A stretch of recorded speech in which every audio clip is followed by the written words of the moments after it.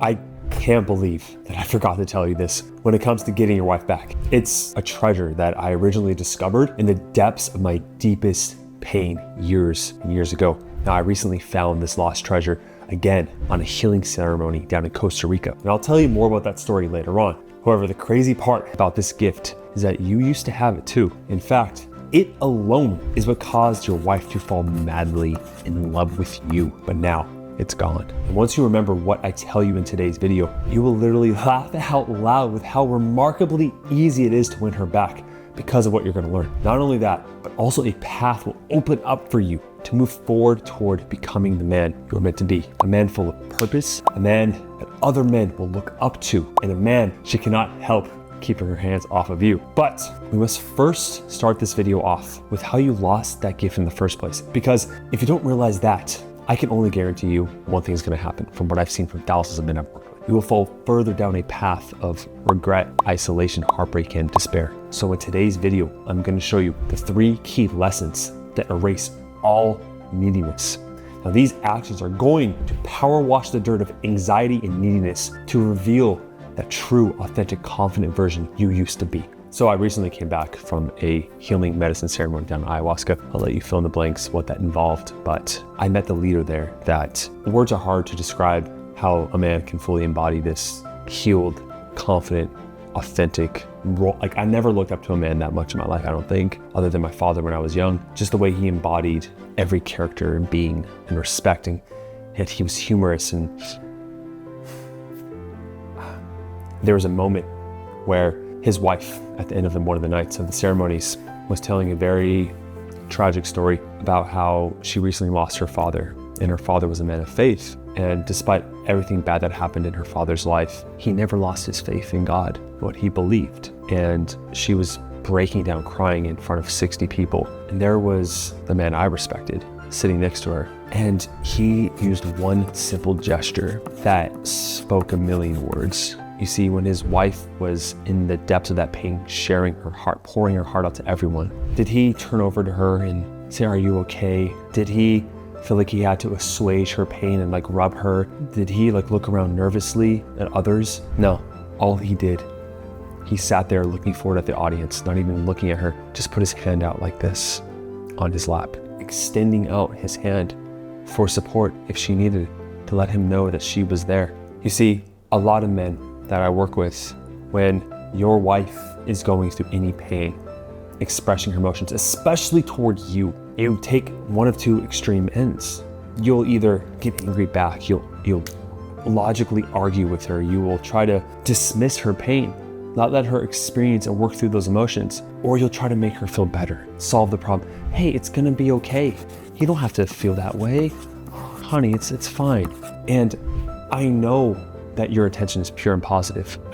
I know you have good intentions, but the apex man, the healed man, the confident leader, he finds the healthy balance between the 2. He says, "I'm here, I am listening, I am fully attentive, and I am here to support you if you need." And that was all spoken from that one simple gesture. That is this 3rd component, holding that space, being that container. Actually, I'll show you on the whiteboard again. Okay, so if you can see here on screen, stimulus or things happen in reality, okay? With your wife, with anything in life. This will apply basically to everything in your life. It can transform everything, but when it comes to needing this in your wife, your relationships, that's how we're gonna tie this model here, okay? With the pigment. Now, let's say conflict happens. Now, we have the needy boy and the apex man. Now, your emotions, your thoughts, your actions, your results in life, the life you have, all stems from the beliefs that you have, okay? So, let's take a belief of a needy boy and how he views conflict and an apex man and see how these all play out. So someone who is extremely needy, as a fellow needy nice guy, recovering needy nice guy myself, a belief about conflict is that, I'm just gonna oversimplify here, but conflict equals bad, right? That is the belief of the needy person who is a nice guy, who wants to avoid that, right?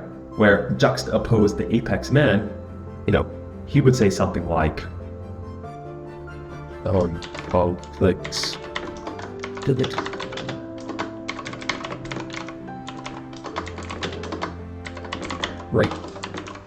right?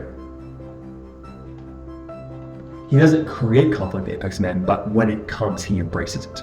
The ancient samurai, the way they view battle was that forged them into the men that they were supposed to be, okay? And if you could become a relationship samurai with your wife and adopt this new value, this new belief, let's see what happens.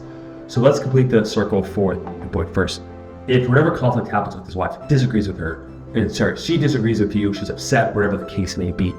If you believe to your soul, to your core, that conflict is bad, the emotion you're going to experience underneath every emotion is fear. Okay, you're going to be avoidant, you're going to feel insecure, anxious, but fear is the ultimate emotion that we're experiencing. And whenever we experience emotions, the first thing that happens, right, we perceive something in reality, boom, it hits our thalamus, our amygdala, that animal brain, and we feel this emotion, and then what happens is that we have to rationalize what's going on. So when the needy boy experiences fear, he thinks, like, oh, I mean, you could say the narrative out loud, right? Oh no, this isn't good, she shouldn't feel this way, I did something wrong. Ready for this one? I'm not good. I didn't do this enough, I did that enough. You can't see my heart on there. Set. And I mean, let's play out the actions. When you're thinking, I did something wrong, or this isn't okay, you're going to be resistant. You're going to shut down. You're going to be inward. You're going to be closed off. You're going to try to solve her problems. You're going to try to dismiss her. You're going to do all the wrong things you've been doing. And what's the result when you do all that? Of course, you're going to push her away, right?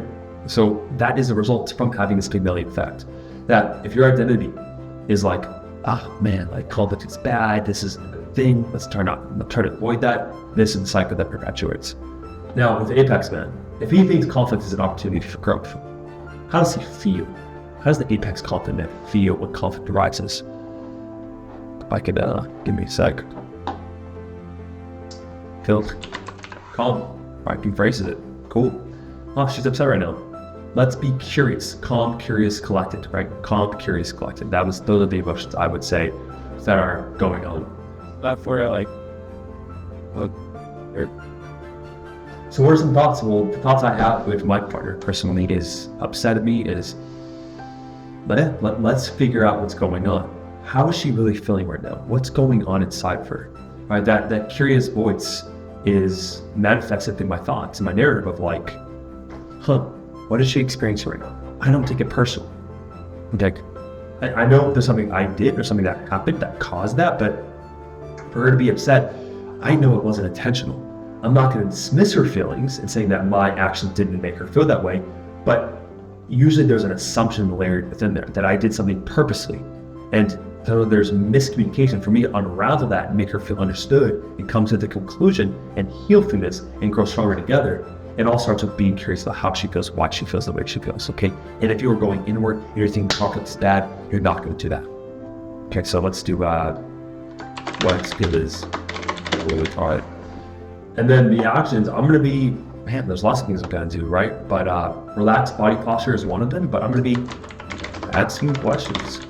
And I'm going to do so from a place of curiosity, or not from a place of like, you shouldn't feel this way, okay? Big difference. Big difference between, why do you feel that way versus like, what's going on? What is it that I did that made me feel that way? Oh, okay, so you think I'm being inconsistent with my beliefs. All right, can you tell me more about that? Or did this happen before? They're genuinely trying to understand her, right? You cannot fake this out. And when you do that, what do you think happens? She relaxes as well because you're holding that frame, and you guys go closer together forever in love. Things are great.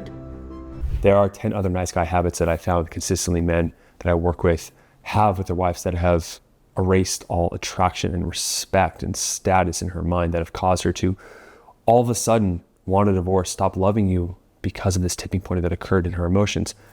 Those videos are right there, or those habits are right there if you want to watch that video. That is there for you, and you can set up a call down below by clicking the link. I'll see you in the next one, my man. Cheers.